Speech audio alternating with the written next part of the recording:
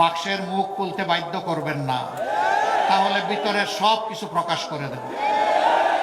বিচারের ঘোষণার প্রথম দিন থেকে শতকরা 90 অপরাধ অটোমেটিক্যালি বাতাসে মিলাই যাবে।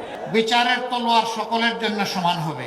যারা আজকে বড় গলায় কথা বলেন বিভিন্ন জায়গায়, তাদের হাতেই আমাদের মা বোনেরা মেয়েরা ক্ষতিগ্রস্ত হয়।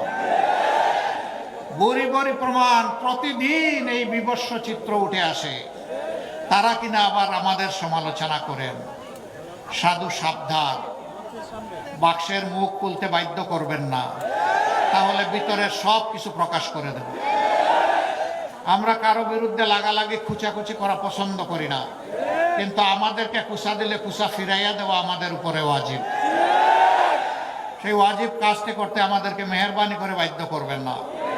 আমরা আগেই বলেছি, জাতিকে বিভক্ত করতে চাই না, জাতিকে ঐক্যবদ্ধ করে আমরা সামনে আগাতে চাই। এই জন্য আমরা 3টা শর্ত মাত্র দিয়েছি। এই শর্ত আমাদের রাজনৈতিক সাংগঠনিক শর্ত নয়, এটি বাংলাদেশের জনগণের শর্ত।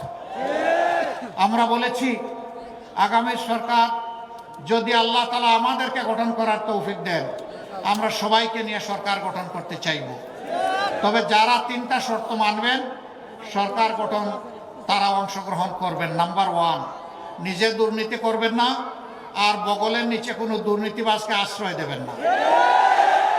নাম্বার 2, গরিব ধনী, হিন্দু মুসলমান বৌদ্ধ খ্রিস্টান, নারী পুরুষ, শিশু আবাল বৃদ্ধ বনিতা, যার অধিকার যেখানে লঙ্ঘিত হবে, ন্যায় বিচার পাওয়ার অধিকার তার থাকবে।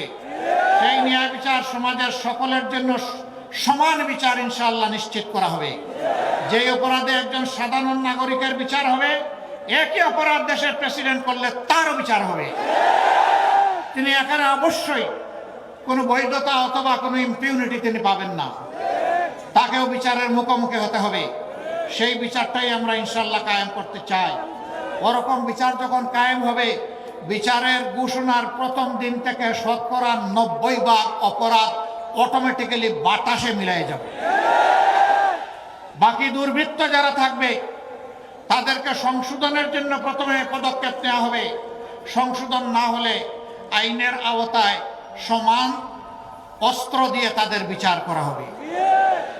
এখানে কারোর জন্য সোনার তলোয়ার আর কারোর জন্য ইস্পাতের তলোয়ার হবে না।